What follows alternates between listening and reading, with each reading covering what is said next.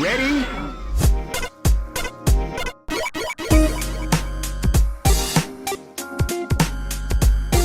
Hello, and welcome to Rhythm and Pixels, a video game music podcast.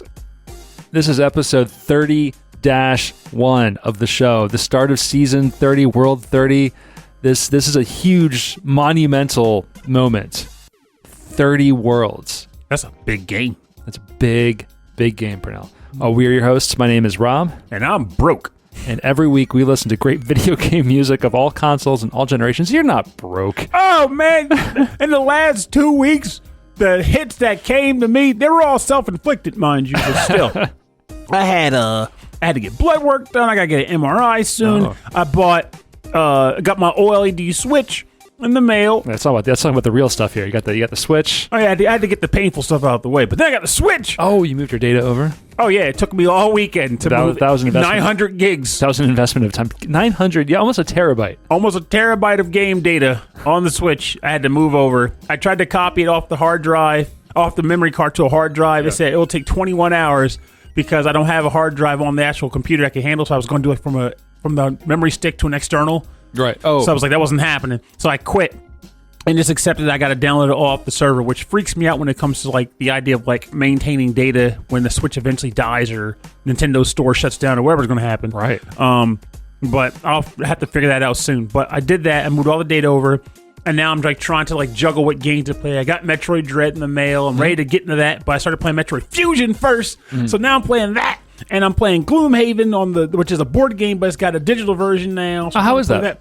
Oh, it's really cool. It's weird because Gloomhaven, to me, as a board game, was intended to be like a video game RPG. Like, well, yeah, I was just thinking, like, Scythe, the board game, has, like, the whole game has, like, it's just video gamey elements all over it. And, like, I feel like it makes sense because it is video gamey. But you put it into a video game, and it's just like another video game. It's like another video game, exactly. So it's weird that I'm playing this, and that's going to be a large part of my review when I do it, is the idea of, does a board game meant to sort of be like a video game that becomes another video game still maintain this level of fun? And so far, it does.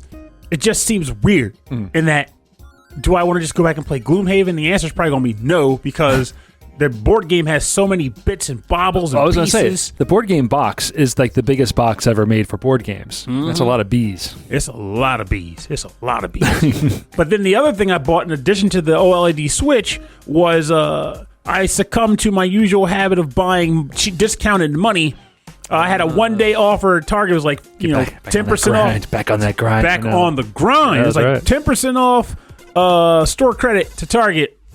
And I bought the maximum allowed amount that you could buy to save $50 friggin' dollars. And it was like, why would you do that? And I'm like, because I saved $50 on money. Right. And I'm going to spend the money for groceries and video games and furniture and Let our lamps. listeners know, discounted money is the best money. It's the best money. the best. And then you feel better when, and this happened the other day. Remember you said you bought Trails, the board game, right? Yeah. So I'm at the store, and I've always been curious about parks, but I'm like, I ain't going to buy parks. Do they have parks there? Yeah. Well, they had parks. I bought the last copy because they had a sale this week, 25% off one tour. I would have gone for that if I had seen it. It was 25. Now you can't. Otherwise, we'll double down. You got to play my copy of Parks. And then you got to play our copy of Trails. Exactly. That's how the system works. Now, like it was like 25% off of one board game. In addition to that, the game itself had gotten marked down by $10 for some reason. Oh. And then I had my Target Circle. Plus, I had some Target Circle earnings. Plus, I had my discounted money from the gift cards. So I bought a discounted game that had a second discount, Target Circle earnings, plus my discounted store credit was used to pay for it, which brought the price from like $50 to about $20. So I was like, what's not to like? I don't even know. And that was also why I was able to justify. I'm like, $20, who the heck cares? But that's how Pernell gets a lot of his video games, aside from if it's not a review, it's probably discounted store credit or discounted eShop credit. Something's getting discounted when I'm buying stuff, and it feels good. It's almost a friggin' addiction to get discounted things. It's a habit. That should be an episode title. Discounts. That's next week. Episode discounts. Discounted. You're gonna talk about all the games you got on discount, which is gonna be a lot more. You got to talk about your best discounts ever. Oh, that could be a trip. Honestly, the best discount the whole episode would just be Kmart. Just Kmart. Because Kmart was the jam slam. I won't go into it if we're doing an actual topic on it right now. Because that, God, jeez, I miss Kmart so much. That was an addiction. Oh, I remember the Kmart.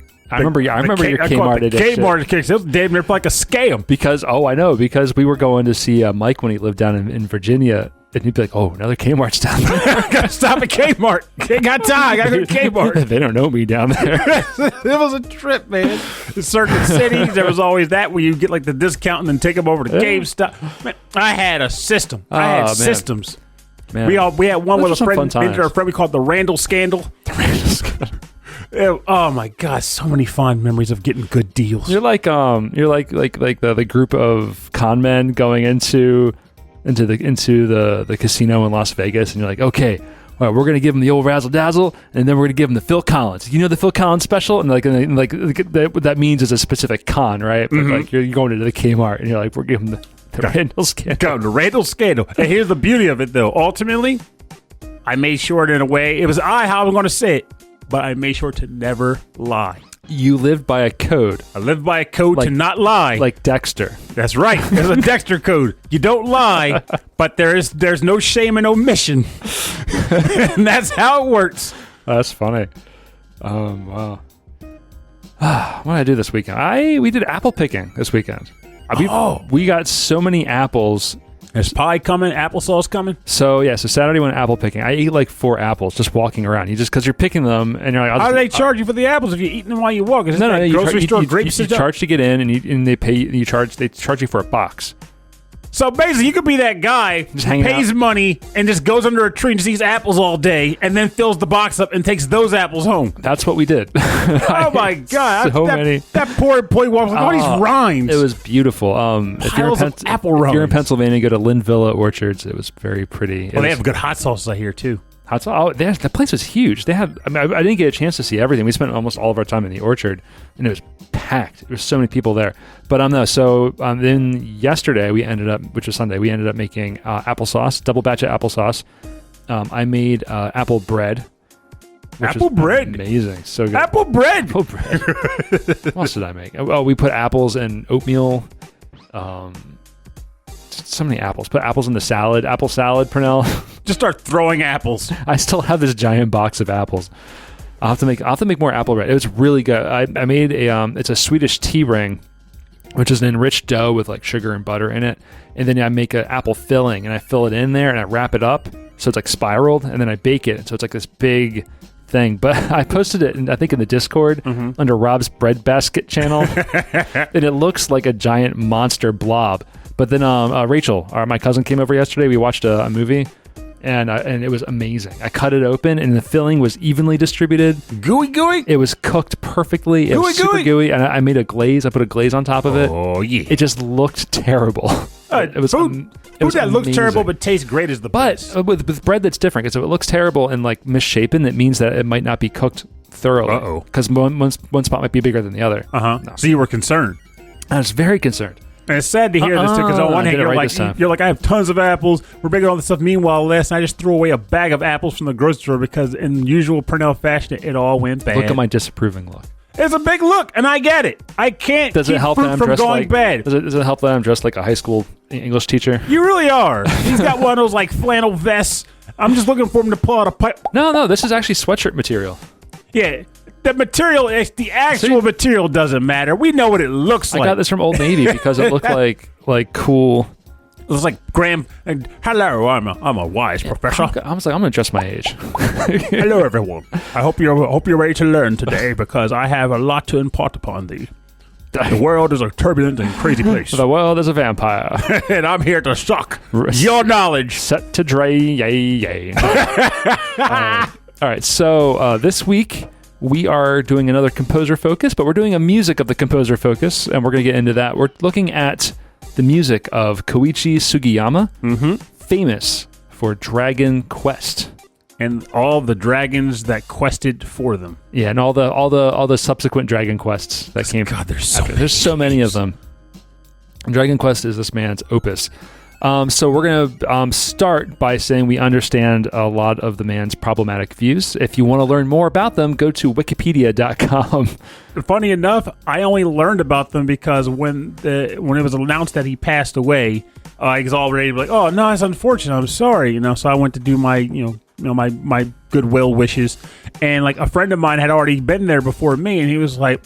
He just blasted him. Like, and the thing is like, yeah, well wishes to the blank and the blank and the blank. I'm like, whoa. Yeah. This dude is not cool at all. Definitely, we're definitely not condoning anything, but any of this guy's views, but an absolute musical master. Mm-hmm. So, and we're going to talk a bit about that. So let's just start from the top, and then we'll get into some music. I don't know, classic Robin Purnell style. You don't know what I picked. I don't know what you picked. Which means we might be doubling up. I went super early days. I went all over the place. Okay, great. That helps.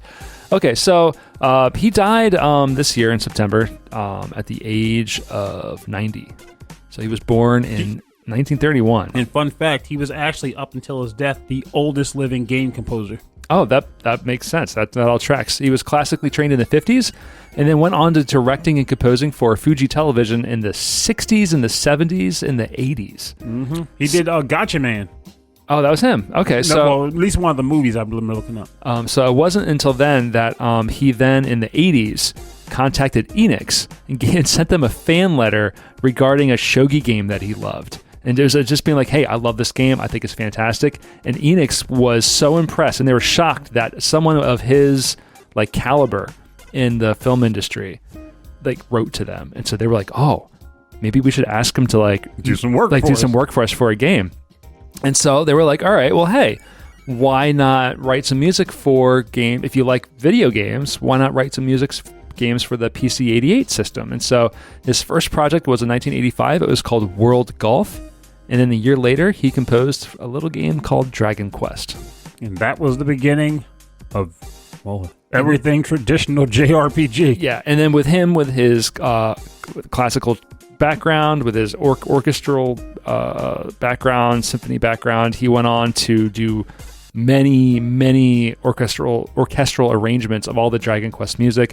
The main theme, the field theme, the hero's theme of Dragon Quest comes out through all of the games, most of which he all composed through all of this stuff. In 1995, there was actually a Dragon Quest ballet that went on tour. Really? Can you believe that? I mean, that's how far this went, and I think it toured until 1999. And so for today, I thought I would look at some of the games that he made prior to and around the time of Dragon Quest, so that we can hear some of the influence that he had on some other titles. Okay. But then we're definitely going to get some Dragon Quest music. Am I right? I see. Hearing what you just said, there might be very little Dragon Quest on this episode. It'll be pretty funny. All right, that's interesting. So we're going to listen to everything but Dragon Quest.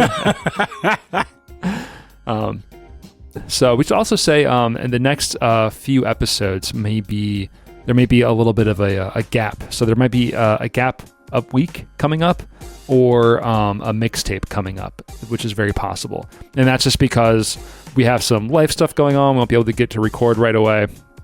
And we were planning on recording last week, but then you came over and we just hung out. Mm-hmm. And that happens sometimes. Like life will happen. It's like, hey, let's just talk about stuff. And it's like, oh, crap, it's 9 o'clock. Yeah, you come over here like, hey, we cooked something. You want to eat with us? Like, yeah, sure. And then, it's like 10 o'clock. And you're like, well, we're not recording tonight. Look at the time. So which is why it's Monday. We're recording today. But what do you say? You want to get into some music? Let's jam up. Do you have any order of operations you want to get into, or do you just want to just dive in? At this moment, not so much.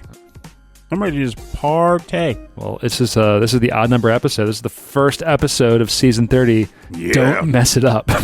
Well, Jeebus. Well, I don't think I'm going to mess up. I think every track I picked is a good one. Oh. So, bam. That's confidence. I'm very confident. So the first track I'm going to pick is from a game that I didn't know existed until this occurred. And that is called Tetris 2 plus BomBliss. Oh, there is going to be some overlap. From the Super Famicom, and I chose Music 2 from that game. So let's hear it out.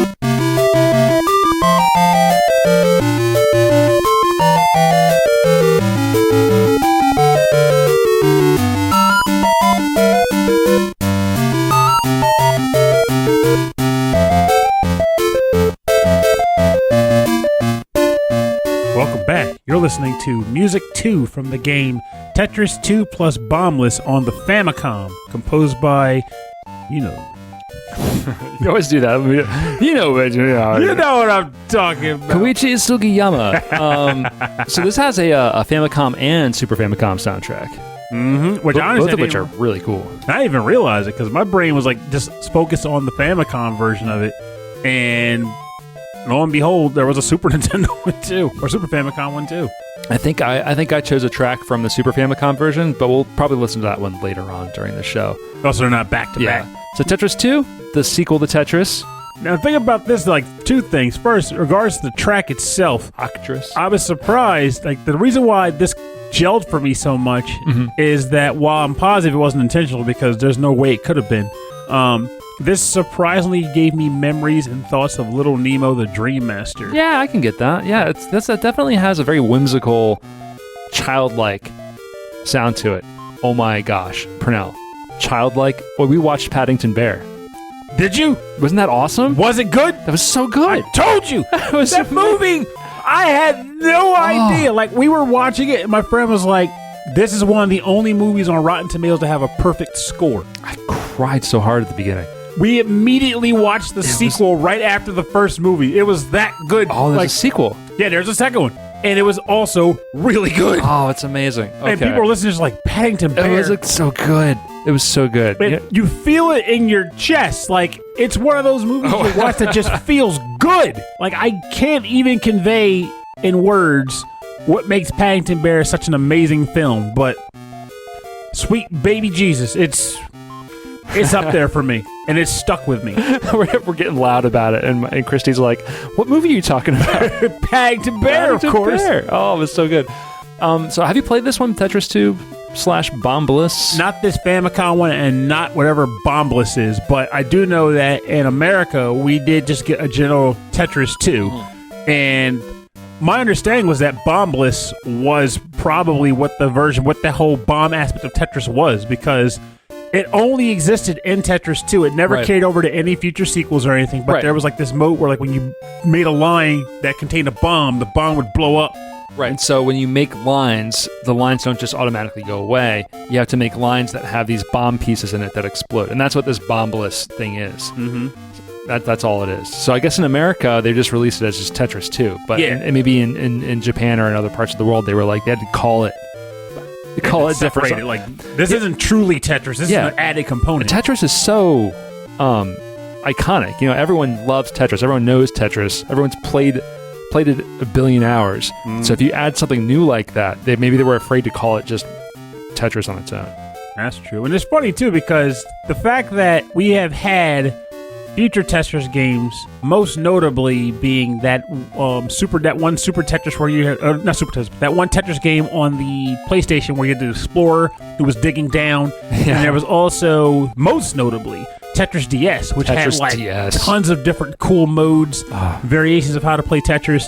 I want to dig up my DS just to play that game. I love that game. That game is worth owning a DS by itself. Yeah. And I stand behind that. That and also Planet Puzzle League. Those two games, I could own a system just for those. Panel to Pawn. But it's the best version of Panel to Pawn because being able to use the touchscreen to move the pieces, it kills the issue that Tetris Attack had where you can't even move the cursor fast enough to keep up with the moves you want to do. It's all about just touching it with your finger. Yeah, so now all of a sudden those crazy combos are easy, like, and the battles used to get ridiculous. Oh, I know. We played. Oh yeah, I kicked those cubes. But yeah, this track is a complete banger to me, and to me, I think that's the best part of a lot of puzzle games. Cause I've heard people play puzzle games to like silence, or they turn it off, or they put other music. I'm like, no dice. I need a quality OST to go with my puzzle games because I want to get zoned into it. And sometimes when you're really phasing in, you start moving pieces and shifting your body to the music that's playing, and it helps you stay focused. Like, that's how I was able to do Lumines, because Lumines is a music puzzler, and I actually got to the point where I was so good at that game that I actually would have a save. Well, it wasn't a save because you couldn't save it, but I'd have a game that would run, and I would have to sleep the system and come back to it the next day, and I would play a game of Lumines over the course of multiple days because that's just how long I could play without dying. What was that one music game that came out on the Xbox 360 in the arcade? It was Xbox 360 arcade or whatever. It was really early on. All the proceeds went to a charity. Shine. Chime, yeah. I got way into that game. Chime is good, though. I put hours into that. And that wasn't even super competitive. It was just like trying to make the perfect run every time. But that's what makes it competitive. You compete with yourself. Yeah. Those are my kinds of games. Playing with myself. All right, we're listening to one of Koichi Sugiyama's earlier games. This came out in 1989. The game is called Angelus Akuma no Fukuin, which translates to Angelus, Devil's Gospel. This is a detective adventure game, like a hard-boiled, like it's a science fiction-y. Has anybody ever described a detective as being soft-boiled? Soft-boiled. He's a soft-boiled detective who's runny as it gets. And then that dame walked in his office, and she said, "I need your help tracking down my ex-husband. He's such a jerk, and I think he's running drugs." And he just melted like butter. See, I thought you were going different. I thought you were going to go to the nurse like so hard for her. Like he's a soft-boiled detective. Like he comes, like, "You got to help me find my ex-husband, blah, blah." And he responded with, "Well, are you sure he's actually that bad as you say? Maybe you have to reevaluate what you think of him as a person." Like, anyway, this is a darker, darker detective story style adventure game. Looks point and click. Looks a mixture of point and click and mixture of like a dating sim style, like a visual novel style. And this came out on the PC 8801. We're going to listen to the version using the YM2608 chip. Which is another FM chip. There's multiple FM chips available on the computer system. We're going to listen to the track Sympathy, which is the Angelus theme version 1. All right, here we go.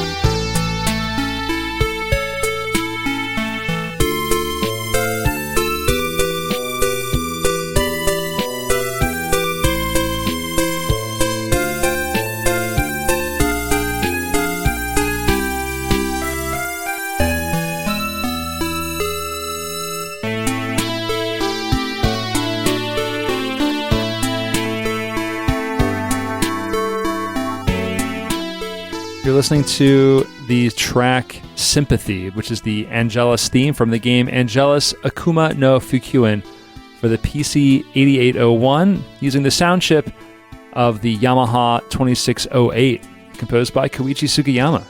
A soft-boiled jam. Yeah, that's right.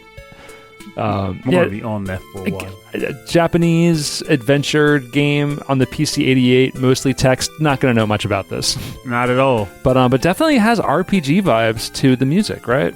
Like I said, I mean, yeah. I feel like that's the thing that's interesting about his work. Like aside from maybe the Tetrisy one, because that did seem very unlike him. Honestly, that last track we listened to sounded like a town theme. Oh, from like a Dragon Quest game? Yeah, I think so. Now I'm going to have to go back and confirm it in my head. I got to reconcile with my own cranium. But yeah, like he does have a distinct style that comes through on his work. It's one thing, but at the same time, I will admit it could just be because we're listening to them in sequence. I'm like, but of course it does. But right now, I do confidently feel like it does have a distinct style and sound to it. Now, it would be interesting if we heard like Dragon Quest themes in other games. Actually, I think is it this one? For me, as in just like he just maybe accidentally like made it sound a lot like a Dragon Quest theme because it just carried over his style. Yeah, maybe. There was one game, and we're going to find it later today, where he actually reused the music from Dragon Quest in another game, and it was actually named. So I think it might have been a hidden track or like a hidden part of the game that had it included, which I thought was interesting. That's what I like to hear. But hopefully we get to it later, and I remember what it was. But we may not. May not ever. Yeah, I have not played many adventure games, and just in general. Like when you get review copies, do you get any review copies for like these kind of text adventures or visual novels that you ever get through? I can't recall too many times where I've gotten like visual novel ones. That usually if they do exist, they probably go to other reviewers. With that said, though, text adventure games. For years, I didn't bother with them. It wasn't my wheelhouse. like people talk, like, for example, Amanda Lepre does like these playthroughs of games like The Uninvited and Deja Vu. Oh, that's and all those Shadowgate. Yeah, those are all like NES games. She was doing the Dragon Quest series for a while. Yeah, she was. She's good at that. She does great work with those streams, honestly. But like I couldn't get into those games back in the day. It just didn't click for me. I didn't understand what made them fun or enjoyable. That would also include, unfortunately, Princess Tomato and the Salad Kingdom. But when Phoenix Wright came along, that was my first foray into like adventure games because I just liked the idea of a video game where you played an attorney. Like it just seemed weird. Like who makes a game like this and how does it work? So I bought it and I was hooked. So then at that point, I was like, okay, I got to find more games like this. And then, of course, then Danganronpa came along, and I played the heck out of Danganronpa. I always think it's funny when like they don't record like the characters show up on the screen. They just like maybe usually a slight animation to them, but not a full animation. And then there's text at the bottom, right? Mm-hmm. But there's no like voice acting. It's just the voice actor going ha, and then just reads, and then it can evoke like an emotion from the character without reading the full text. I honestly prefer that. Like there's one that's funny. I remember when we were kids and they first started doing voice work in games, and it was so amazing. Like, oh wow, they can do voices in games now, and it was cool. When you had these like tiny snippets every once, like, okay, here's this one dramatic scene where they talk, and then the rest was text. But now that every game voices like everything, it lost a lot of its luster. Like, because one, they use the same voice actors across multiple games. That's true. And you can only change your voice, but so much, right? Which is funny because we're gonna have an episode later about like with voice work, which is going to be like funny in regards to me talking about this now, but. Then the second part is that if you're the type of person who can read faster than these characters are talking, yes, and the game won't let you skip it, you're kind of at the mercy of them talking through the dialogue. And sometimes, this is maybe just me, if I can skip it, but they're talking, I feel weird for skipping it because they're actually talking. It's almost like I'm cutting off a human. I did that with Persona 5, where I'm sorry, I'm still doing with Persona 5. Someday. Let me correct myself. Where like they'll be talking. You see that look I gave you? Yeah, I know. I got that look. The disapproving look that I gave you earlier. Then they'll be talking, and then I've already read the subtitle because I leave subtitles on anyway. And then they're like, hey, Ryuji, but, and then they just stop, and then the next thing, oh, what are you doing? And then they just stop, and they say the next thing, which I'm sure if someone in the other room's listening, they're probably like, that man's crazy. What is he doing in that room? I just turned off the voice acting altogether. And I was about to, some parts that's unfortunate, only because of this one thing, which is that the one add-on that voice work I feel genuinely adds is delivery. Like there are specific games where they'll have a sequence where like the joke is in the delivery, not the text. Right. So the character coming in at a hipper-duper-doo, I'm just walking there, oh my god! Right. If you were to read in Seinfeld like Kramer's lines, you wouldn't laugh. Mm-hmm. But then when you see the actor delivering those lines, that's the funny. You may laugh a little bit. You might chuckle a bit. You might have a chat of maybe just a little bit. All right, so we're moving on to track number 2 for you. All right, my second track comes from a game that I didn't even know he composed for until this episode. That is Shiren the Wanderer on the Super Famicom. This is called Old Cedar Road. And I like it.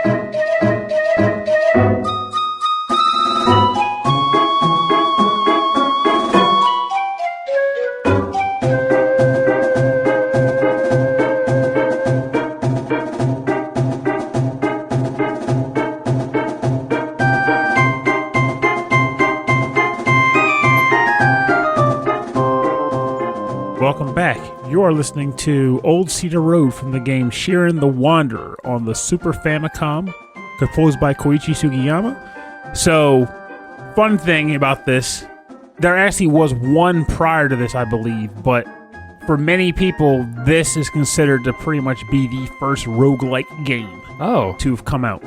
But again, I believe there was and someone who's listening can correct me if I'm wrong, but I think there was one Torneko type game, Torneko being like a Dragon Quest merchant, that came out before this. But that would also explain the connection to why Sugiyama was on this, because if the first one was related to Dragon Quest and they made a sequel that wasn't, well, I gotta say this, this game, it's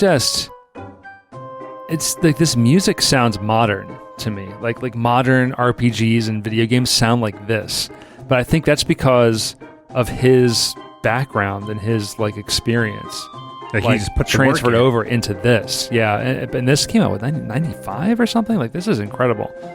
So, like, the funny thing about this, so, like, for me, anyway, this is the first Mystery Dungeon game I ever played. Yeah. Really got into, anyway, because, so, we never got the Super Famicom game, and we never got a number of the sequels. But eventually, it got a DS. This one got updated for the Nintendo DS, and we got the port for that in, like, 2009, maybe? I'm throwing some numbers, I don't remember. But about, like, 2009 or so. And it was pretty much this game. Oh, the port of this? Yeah, to the Nintendo DS. We got it in 2008. Oh, so I was close. So I bought it. It was like, I want to see what all the fuss is about with these mystery dungeon games. What's the deal? And they are addictive and brutal. Like, I always tell people to, like, I don't say get good and like contempt, like, some of the internet boys would. But I'm always like, you just got to get better. You got to improve. You'll make it. Just keep pushing. You'll get better despite the game being difficult. Mystery dungeon games say, you suck, and you're not going to get better. You can try, but you'll never beat me. That's what mystery dungeon games pretty much say. And to this day, I've never fully completed a mystery dungeon game. They're so wrong. So, the concept behind them generally is that you are placed on a map. The map is randomly generated, and there are a bunch of, like, generally rectangular rooms connected by hallways. They almost never go beyond that concept, right? Now, every time you take a step or a movement, everything in the dungeon floor, even the things you can't see, also take an action. So, you might get messages if it's doing something that actually will impact you negatively. Like, it'll be a message that will pop at the bottom screen, like, such and such did a thing, such and such did a thing. But otherwise, they'll just be moving, and you'll know when they're there that you might or might not be in big trouble.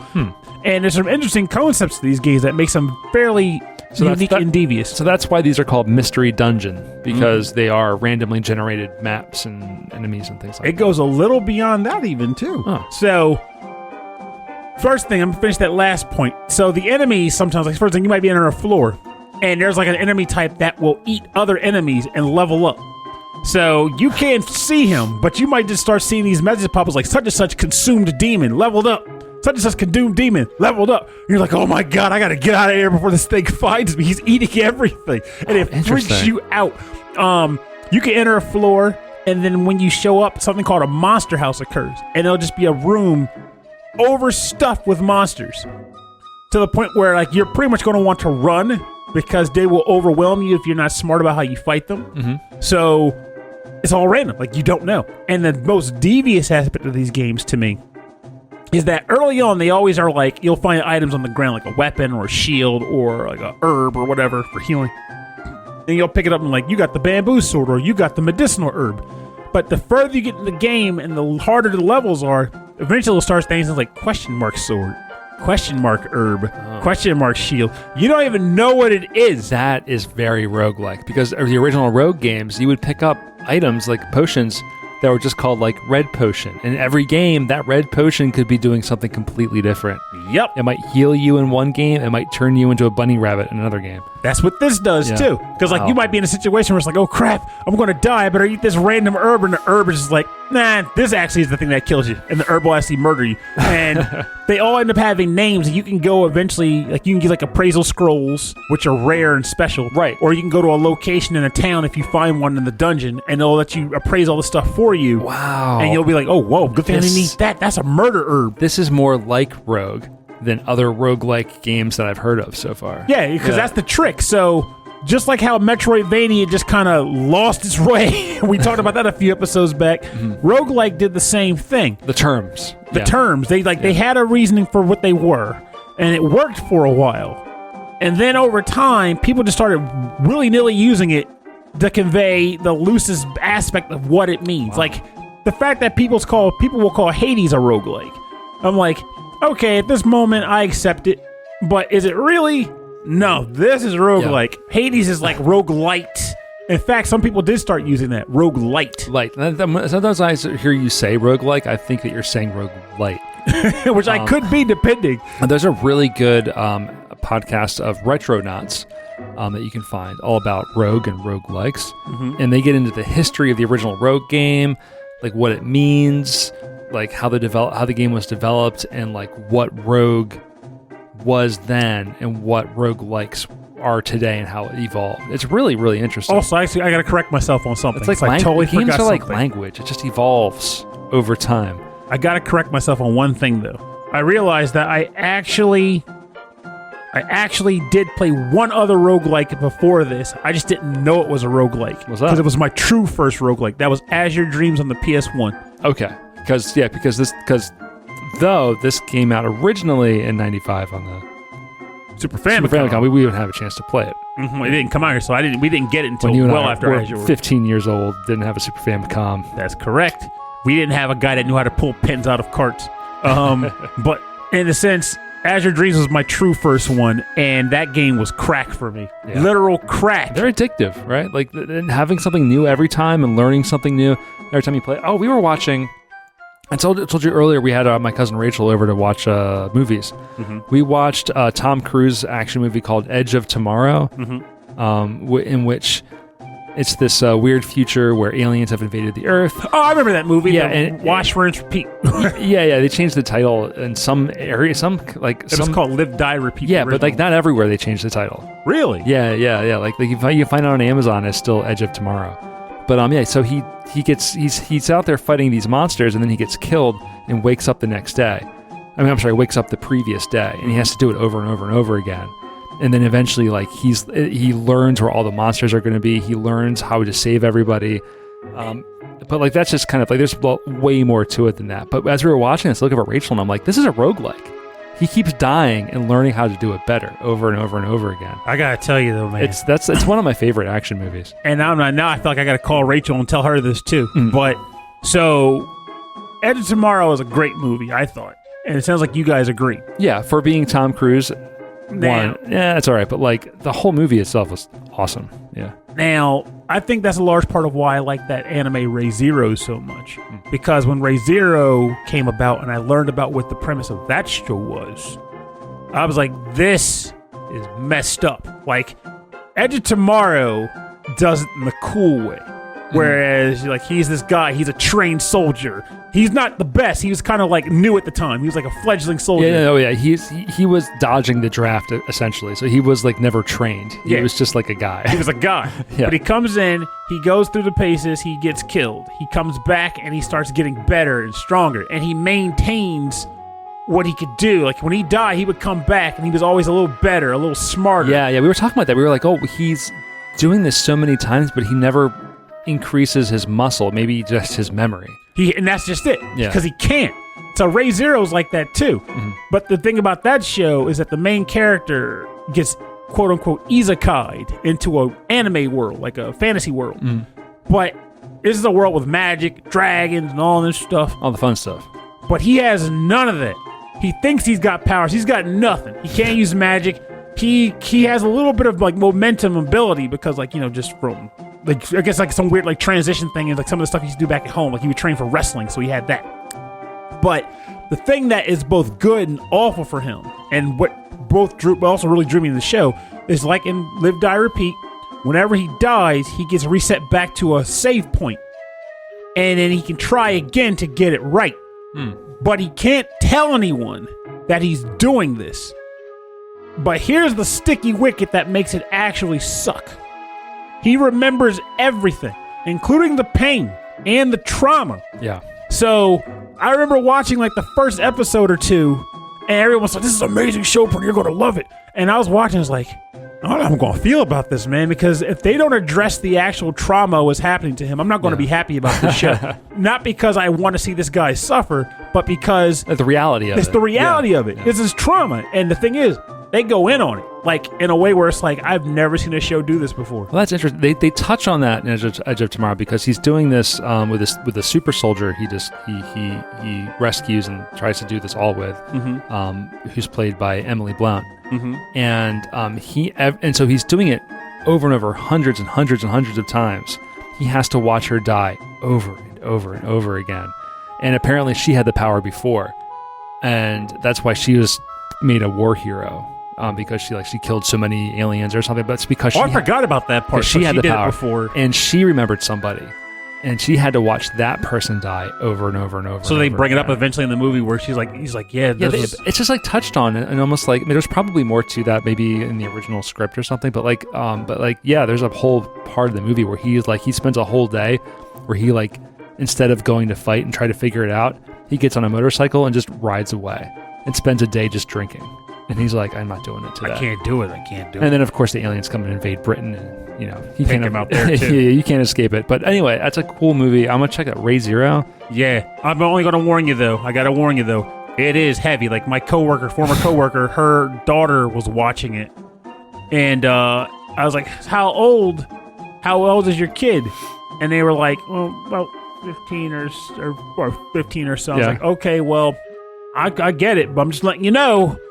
They haven't told you, but depending on what kind of stuff they watch, this gets really heavy. I don't know if you want your kid watching this. The kid came into work a couple days later. I was like, so I hear you're watching Ray Zero. Has that messed you up yet? Has it messed you up yet? Because it messed me up, and I'm a grown man. Oh, man. All right, so let's stop talking about anime, and we'll get on to Edge of Tomorrow is essentially anime. So we're going to get... Well, actually, it was. It's based off of manga. Yeah. Yeah. Okay, back to the game. back to the music at hand. Back to the show. All right, so our next track is coming from the game 46 Okunen Monogatari, the Shinkaron, or Shinkaron, which translates to the story of 5,600,000,000 years, the evolution theory, which is the prequel to the game for the Super Nintendo, EVO, The Search for Eden. Oh, okay. So maybe not the prequel, but that was based on this game, which came out on the PC 88 back in 1990. We're gonna listen to the ending theme. Keep it on this kind of keep on the down low. Keep it on this kind of style of music here. Composed by Koichi Sugiyama again for the PC 9801 using the Yamaha 2203 synthesizer.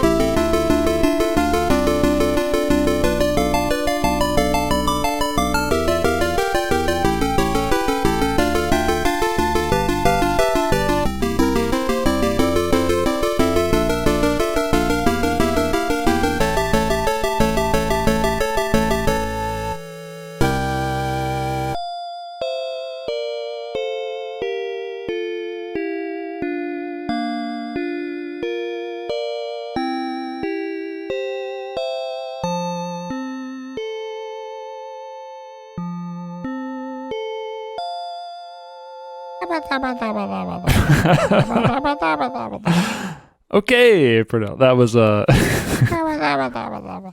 that was the ending theme. The ending theme to 46 Okunen Monogatari, the Shinkaron, composed by Koichi Sugiyama for the PC 9801 computer system using the YM2203 sound chip. So, some interesting information. So this is a side-scrolling.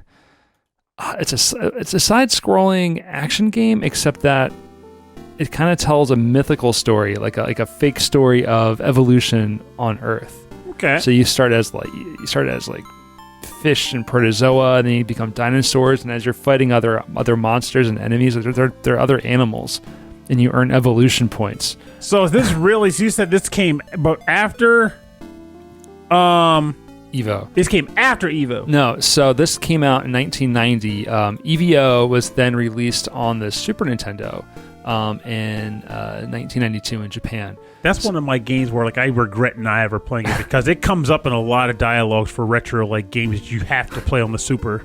Yeah, and I never got a chance definitely to. A really different title. So it was called EVO, The Search for Eden in North America. The music is the same soundtrack composed by Koichi Sugiyama, but it was adapted for the Super Nintendo by Motoaki Takenouchi. Oh, okay. Who happened to be a student of Sugiyama, which I did not realize. So that's very interesting to me. Motoaki Takenouchi doing some of our favorite music from the game Phantasy Star. Yes, my for man. These Sega Genesis.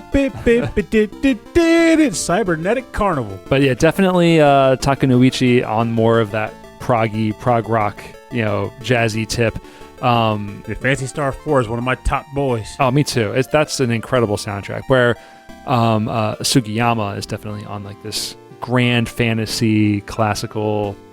Definitely has like a symphonic feel to all of this music does. Like we're hearing a synthesizer, but I'm also hearing what he wants to be. Yeah, what he wants to be either like a horn section. This could be right there. This could be flutes. I'm just doing it. I wasn't expecting this one to get you dancing. That's got that. So you don't own this one. You're like, yo, oh, this. Oh, you don't own this one for the Evo for the Super Nintendo. It's just such an oddball kind of title that I just assumed that it's something you would have. It's something I would totally have got. Like if it was released on the eShop today as a brand new game, I'd have probably day one bought it and then threw it into the backlog. But I am interested in that kind of stuff. It's just back then I didn't have the cash. I had what I could, and now that I could play, I just never made the time. But I want to try it. Just haven't got a chance. But the idea behind it seems awesome. And I'm into kind of stuff like that. That's why there was one game called Tokyo Jungle, which didn't really involve evolution, but it was still the idea of you're an animal and you have to deal with other creatures on the planet. How do you interact with them? Do you eat them? Do you run from them? I love that kind of stuff. Which, for the record, if you happen to have access to a PlayStation 3, still womp womp, buy Tokyo Jungle. It's still worth it. All right, so this was the game that had another track in it called Sugiyama Man, but it's called Sugiyama. Sugiyama? Yeah, and it's in the game. I wonder if it is if you evolve your character to human, maybe it plays this music. I don't know the game well enough for sure where this plays, but this is definitely a theme from Dragon Quest. So I'm going to play it now. This is a track called Sugiyama Man. That's in the game 46 Okunen Monogatari for the PC 98. Here we go.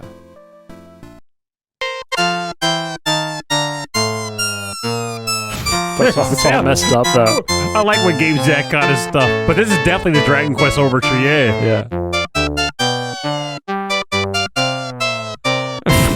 I like this, but it sounds it's the Dragon Quest Overture that's falling apart.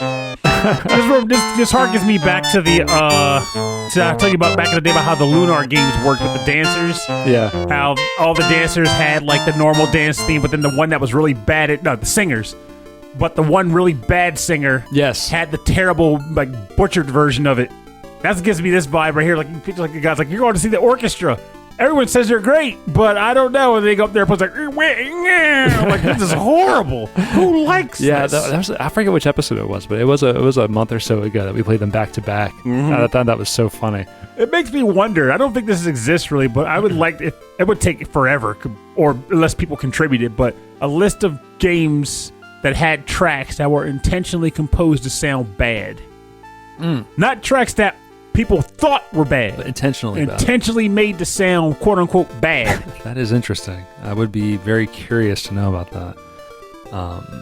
Not usually what I do looking for bad music. Oh yeah, but the thing about it is, like, it's not. That's what's weird. Like, it's not actually bad because, like, the track you just played, right? Right, which is, I think, this is obvious, but you have to know a lot about the composer or the game itself to know that in this section it's supposed to be weird. Well, I said about the game, maybe not the composer, but at least the game, because, like, again, the Lunar thing, you wouldn't know if you hadn't played it, but having played it, it's like, this actually sounds good because it's bad intentionally. Right. It works. But if you were like, here, check out this cool track I've been listening to. La, la, la. Like, whoa, what is wrong with you? I forgot. That was so funny. Great. All right, so we're on to your track number 3? And this is a challenge because I wrote down 4 tracks and I never chose one. Uh-oh. So I am going to take a shot in the dark. Okay. I'll try one, and if it sucks, I'm going to just switch it, and I'll call the other track when we come back. All right. So we'll just. It could be a switcheroo for the listeners. Maybe a switcheroony, but what you got? For now, we're going to go with Dragon Quest IX: Sentinels of the Starry Sky. This is Swirling Desire, composed by Koichi Sugiyama.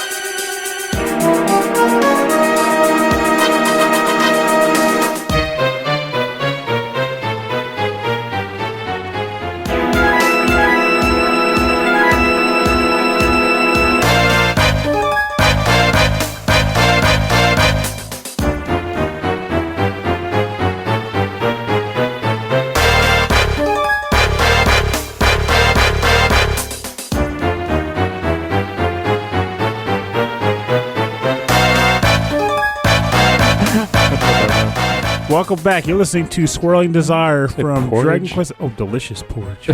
From Dragon Quest IX: Sentinels of the Starry Sky on the Nintendo DS. And I stuck with the track because Rob was like, that sounds good.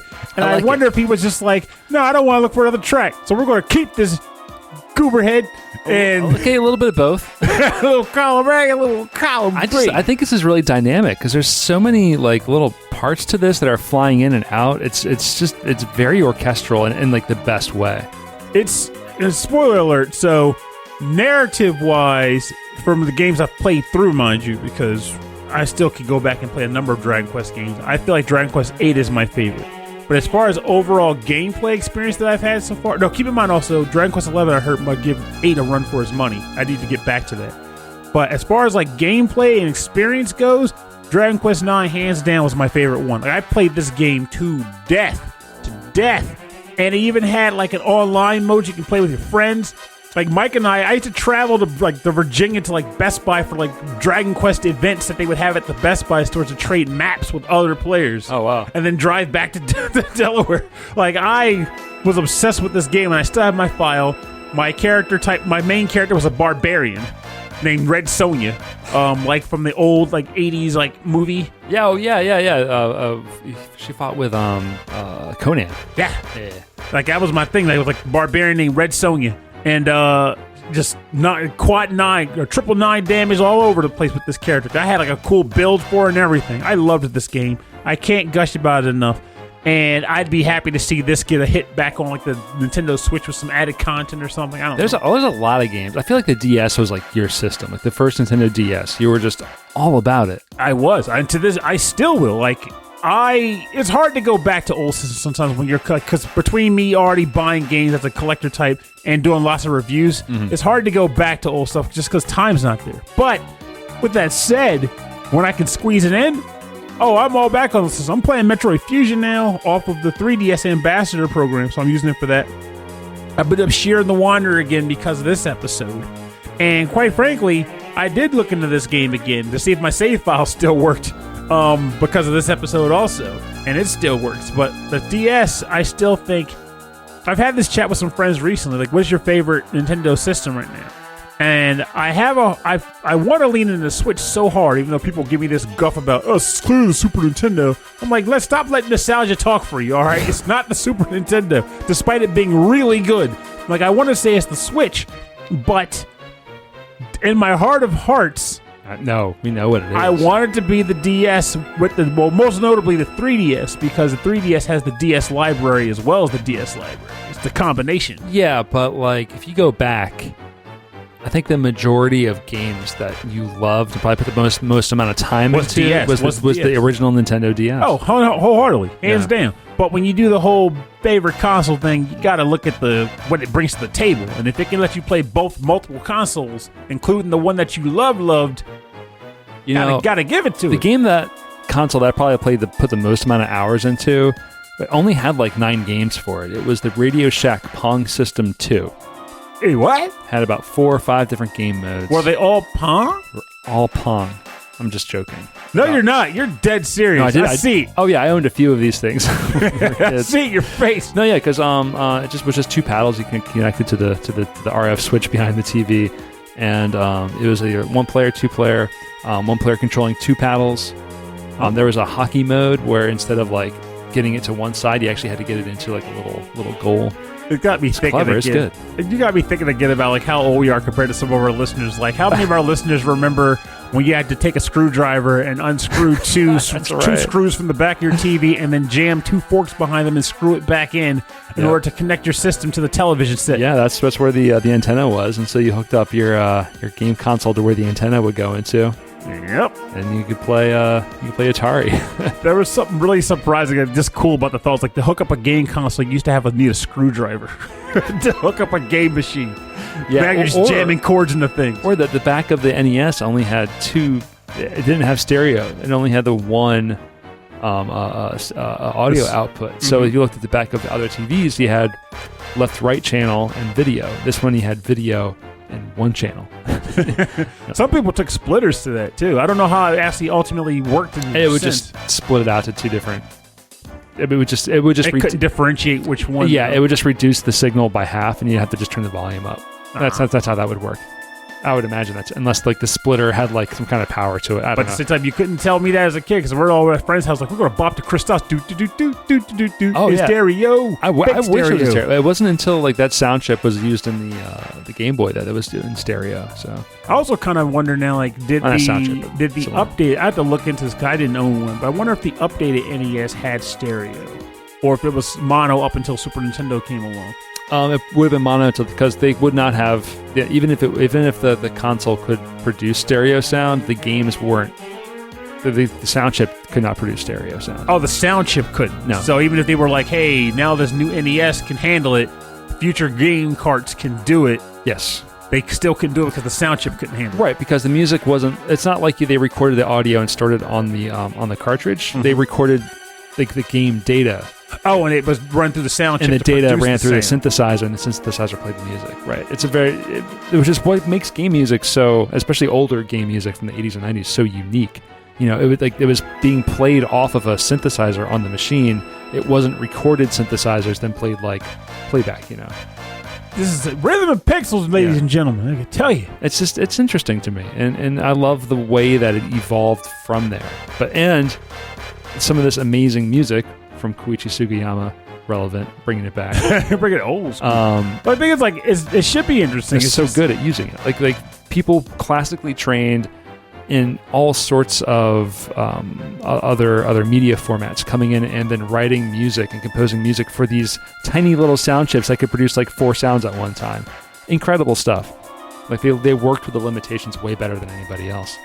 Yeah, I love it. I just honestly, I always think it's amazing in the sense that like I can't describe the stuff like you do, but you can go into depth. I'm like ticky beat bops. But then the travel will be like, hey, we talk about this wacky game where you eat pancakes for hit points, and you're like, the what? Well, that's the thing. I mean, these games probably are like where you eat pancakes for hit points. I just don't know that because I haven't played the games. It's too much. I just don't know them. All right, so we're going to get into our last track here of my set. If I can find it again. This is from Tetris 2 / BomBliss for the Super Famicom. We're going to listen to Music 6, which is also the stage clear music and the all stage clear music, composed by Koichi Sugiyama.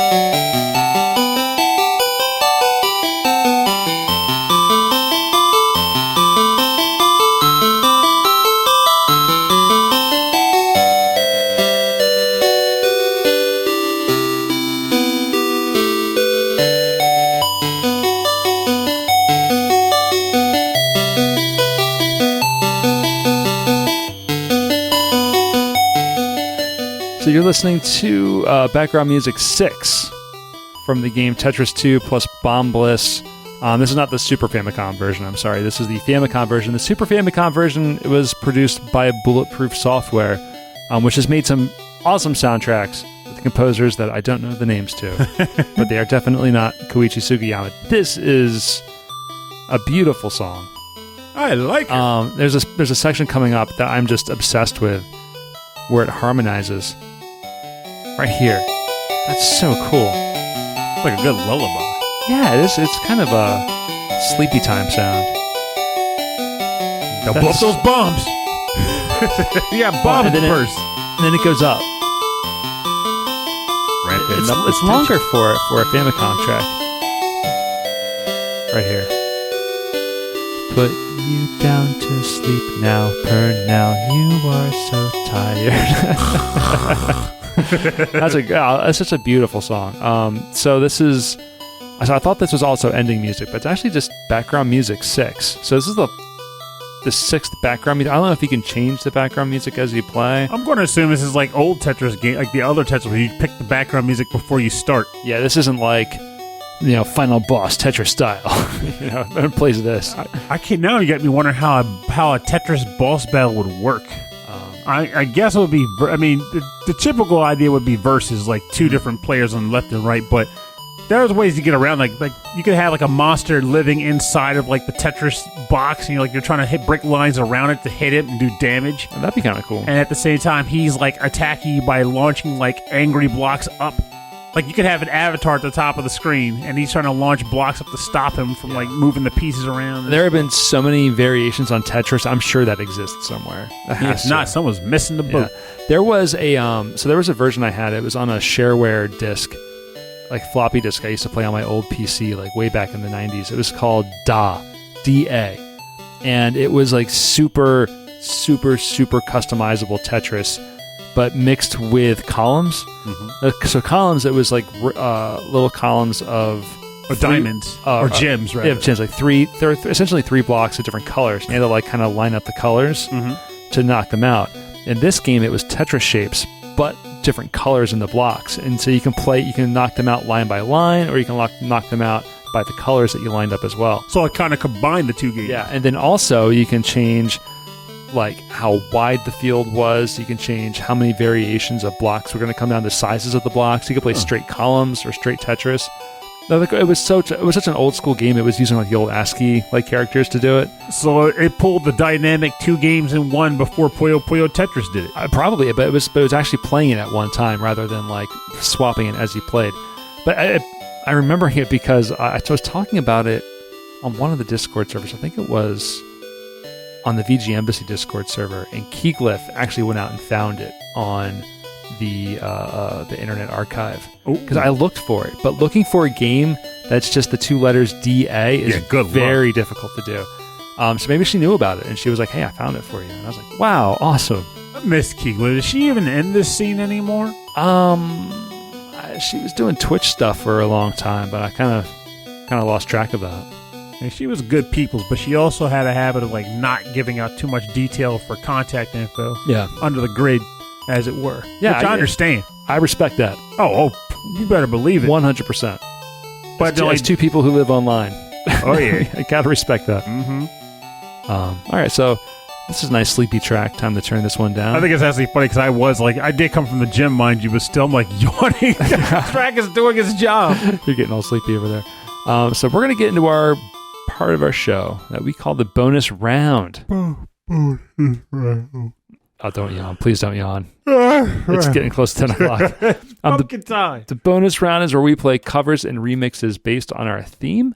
And so we're going to be listening to covers and arrangements and all that stuff related to the composer Koichi Sugiyama. What you got? Well, I got a track that will hopefully wake us up. It will haunt you forever. No. What is it? This comes from the game Dragon Quest VIII Journey of the Cursed King. This is a remix, or rather a metal cover of the Dhoulmagus theme. Dhoulmagus. Like Dole, not like Dole bananas, but it should be like Dole bananas because those are delicious. But no, Dhoulmagus. Composed by or done by Hydrogene. Hydrogene.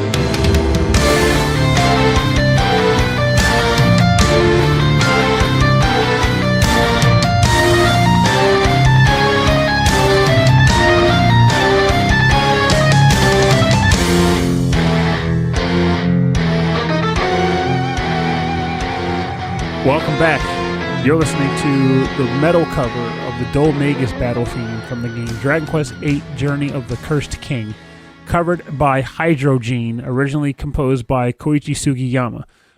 This is like I mentioned earlier how like Dragon Quest VIII was like my favorite narrative game, and that stands true today up until Dragon Quest XI hopefully takes the throne. I don't know, but I was a big fan of this. I was a big fan of all the characters and how well they interact with each other.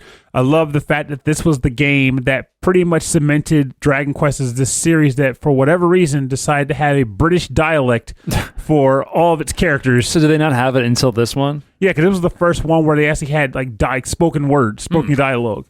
So prior to this, no, because the DS wasn't really a thing at the time this came out. Like, it existed, but it wasn't like, I don't think the Dragon Quest ports came yet. But in future games, there were ports like the DS, even though they didn't have spoken text, they still had that weird like dialect where they would have like words broken out in a way where they're trying to make it read like they want them to sound. But in this game, they actually had spoken. This is the first one where they actually spoke their lines. And like the main character's friend Yangus would come up to him all and he'd be like, "Hey there, Gov, what you got going over this?" And you're like, what? Is this intentional? Did they just hire like a British vocal company or something to come in and do the voice work? You know what's going on? Because it's a very like anime, like Japanese style of artwork in the game. So it's probably very... It was weird, but I love it now. I've seen people complain, but I'm like, no, keep that Britishness coming. And then future games did the same thing. Like, it wasn't like a one-off shot. Future Dragon Quest games, characters had the same type of style of speech. I guess it just stuck, right? In the best way, because I loves it. And it also makes it stand out, because we were talking earlier about how when games started incorporating voice actors, characters just started sounding the same across multiple games. You could tell them apart. That was like one of the main benefits to subs in games. Because, you didn't know what they were saying and you needed the subtitles, but the voices could still convey emotion. And since you didn't know the dialogue or the dialect, you couldn't patch two voices together. You couldn't say this person is also this person. It's just, here's a Japanese person. Here's a Japanese person. And I'm reading the subs, But when you know what they're saying and you can understand it, it's easier to go, that's the exact same person. I can tell, Yeah, it's interesting also, one of the continuities for these earlier titles... probably the talent pool probably wasn't as great because video games as a medium isn't what it is today as it was back then. The first game that I ever played with voice acting was Sam & Max Hit the Road on the PC, and it was I first started playing it, and there was just all text, and it was goofy, fun point and click adventure game. But then Chris Smith had it, and he gave me the discs, and it had voice acting in it, and it blew my mind that they actually talked, and like all the jokes, all the silliness like landed. And that's another example of a thing where the delivery makes the jokes better, because I never played the games, but I watched the Sam & Max cartoon that was short-lived on Fox. Very, very similar voices too. Yeah, and the delivery on that made it so good. It's a weird series. All right, so. Our next track is from the game Shiren the Wanderer, Fuurai no Shiren Special Arranged Version. This composed by Koichi Sugiyama and then arranged for orchestra by Koichi Sugiyama. We are going to be listening to... actually, I am not entirely sure the title of this track. The Koichis. I'll have to piece it together. I do have the track list from VGM database online, but the whole album itself is ripped to YouTube in one long shot, so it's hard to tell which is which. But I'll figure that out. And we're listening to the track now. This is from Shiren the Wanderer by Koichi Sugiyama.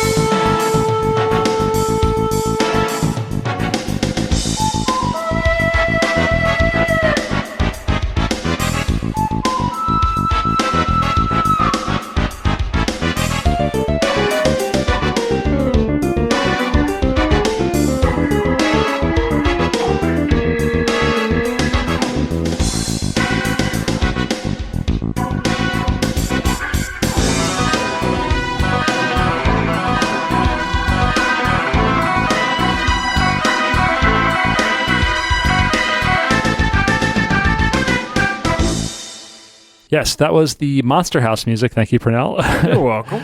From Shiren the Wanderer, Fuurai no Shiren special arranged version, composed by Koichi Sugiyama and arranged by Koichi Sugiyama. And that was a shakuhachi, traditional Japanese flute.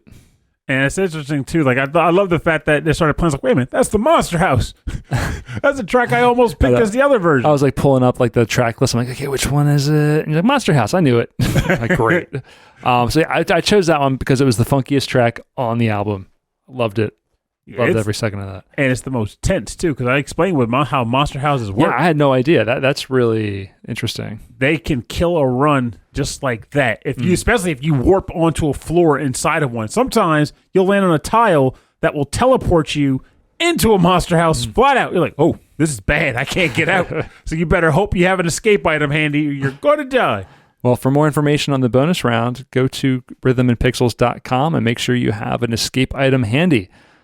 We'll have links to their SoundClouds and Bandcamps and everywhere you can go and find the music and support all of these artists.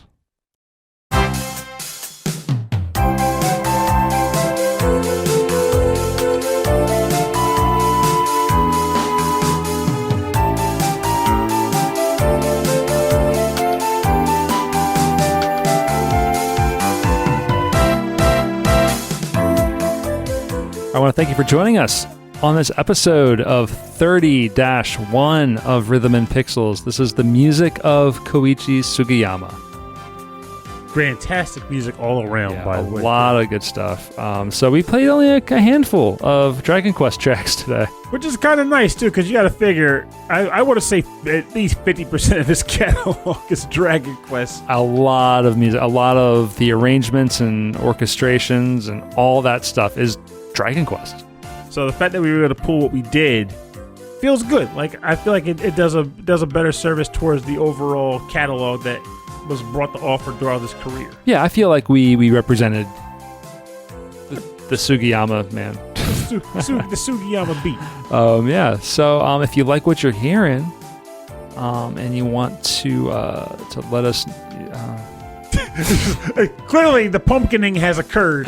Oh, that's what happens. Anyway, if you like what you're hearing, and if you have a track suggestion, a topic suggestion, if you want to let us know how we're doing, how we could do better, let Purnell know, not me.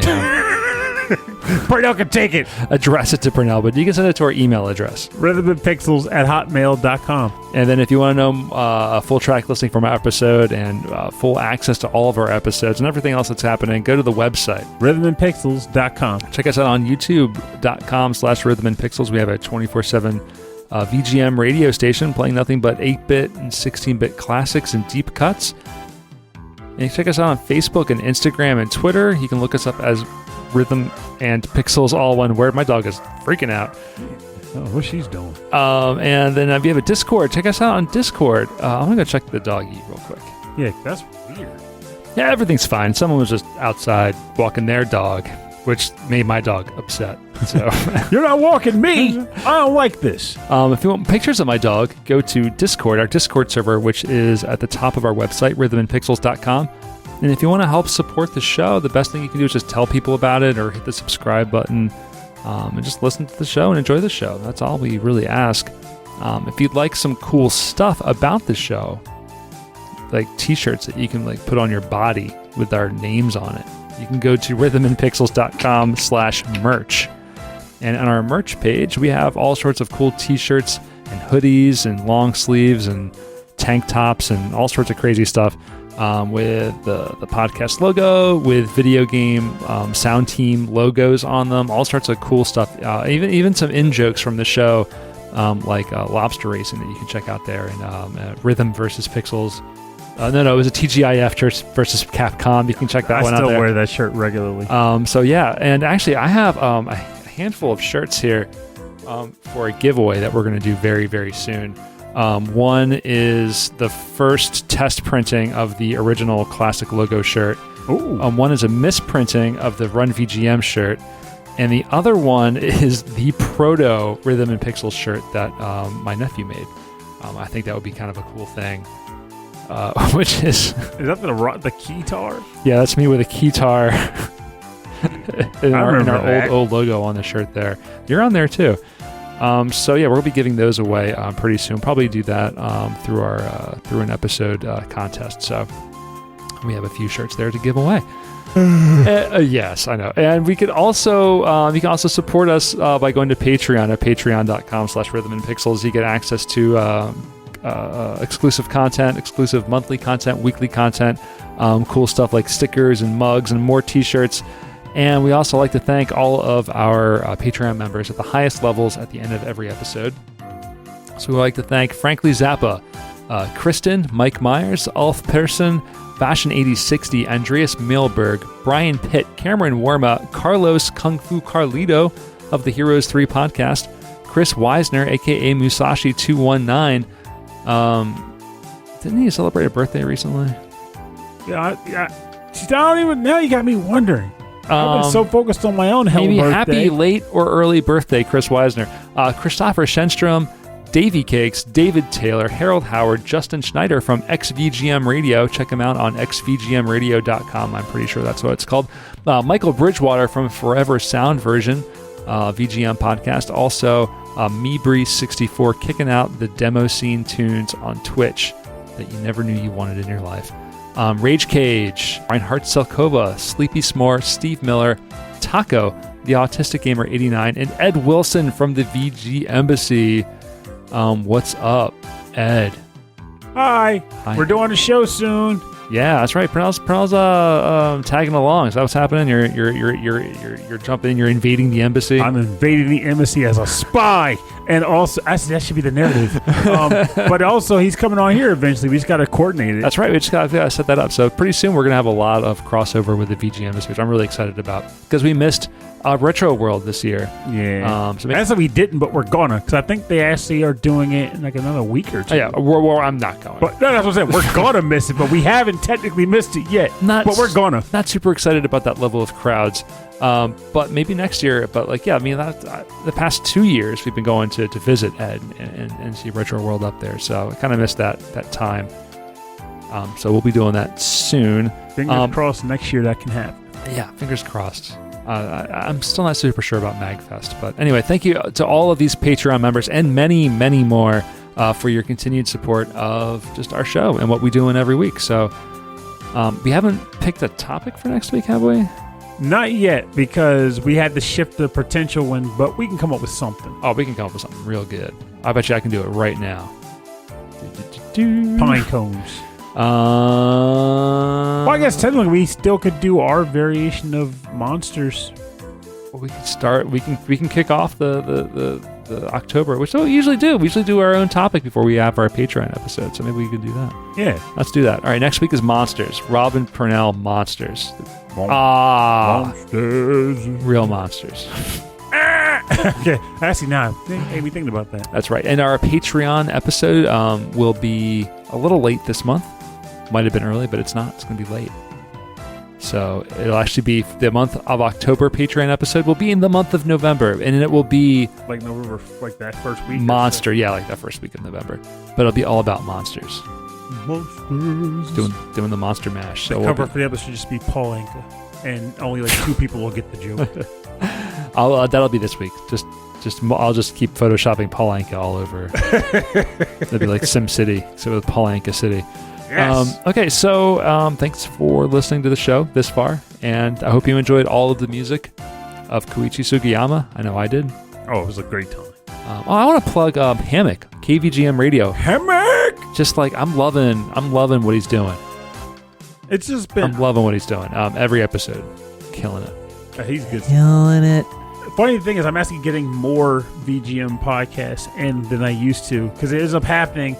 Honestly, the messenger is, for some reason, his timing has been good. Like, he always catches me either as I'm about to go for a drive to the arcade or as I'm about to cook dinner, which I'm like, well, it just popped up and I'm going to be listening to an oven simmer for an hour, so I may as well just listen to this podcast. When these shows come out, it's super important to, us,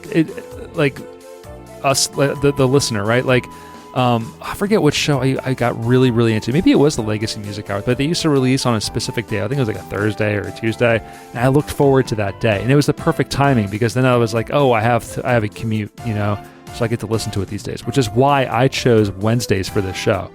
Really? Because I thought it's not on a Monday, it's not on a Friday, it's not going to conflict with other shows, and it's something that's like a special day to look forward to. I can dig that. I thought someone's going to be like, bam, Rhythm and Pixels Wednesdays. If that is a person who does that, let us know that too, because I hope that's helping your day get a little bit better. Does the day of the week help? I mean, the day we recorded changed. The day we released has always been Wednesday. Mm-hmm. Yeah. I don't know. I just thought that's a good day. Let's keep it that way. Yeah. Wednesday's a good day. Hump day. And remember, humping with Rhythm and Wednesdays Pixels is a great day. That might just be it, because true. But anyway, thanks for listening. My name is Rob Nichols. And I'm Pernell. And I'm a pumpkin. Good night. Oh, right.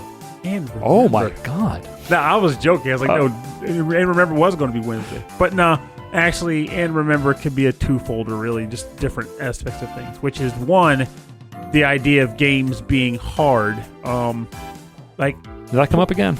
No, it came up during the episode in the sense, like, because of roguelikes. Oh, right. Is the idea that games don't always necessarily have to be completed to be consumed to the fullest, really. Which includes also the aspect of, like, delving into a game that involves a hefty challenge. Sometimes it's not about just beating the game or feeling like you got from beginning to end of it or whatever. Sometimes it's just about the idea of, like, just honestly just running your head into a wall to see how far you can get into it before you just get tired of it and stop. And then you get up and you do it again. Roguelikes are a perfect example of that because, again, I can't think of too many roguelikes that I've ever seen the end of. But the attempts you make and the experiences you have as you attempt to make that dive, that monster just crept out of the bushes when you didn't expect him. He just knocks all your items out. That's a story. And I didn't see the end of the game, but I think I enjoy more telling the story about how that monster blindsided me over I saw the credits. It was cool. You know, sometimes the failure is the activity and the failure is the fun. Oh yeah? Yeah, 100%. Like, we could drink at a bar. You're like, tell me about your biggest failing in a game or the worst, roughest death or unexpected death you had in the game. And I'll go to town. Like, hear this crap. Like, but that's the fun. So there's that. But I guess then the other thing was just the idea of we listened to the music of Koichi Sugiyama today. We mentioned earlier in the show that the guy had some rough takes. Yeah. Some fairly rough takes. And yet we still appreciated the music that he put out. What that means is that, in a sense, even though it obviously varies by candidate and person evaluating said candidate, but for the most part, it never hurts to consider the idea of being able to separate art from artist. Mm-hmm. It's really, really tough to try to get that level of flat dichotomy laid out for that kind of evaluation. There's a really good episode of The Good Place that lines into that. And when I saw that, I was like, oh my God, they're saying what I've been saying, but they make it funny. But yeah, essentially, we do our best, but at the same time, sometimes you just got to go with it. Just separate the two, and it's okay to acknowledge the good while admonishing the bad. We're getting a double, and remember, and a little dig for Rob to watch The Good Place. You better believe it. That's one of the best shows ever made. I'll eventually get back to it. Get on it, man. It's so good.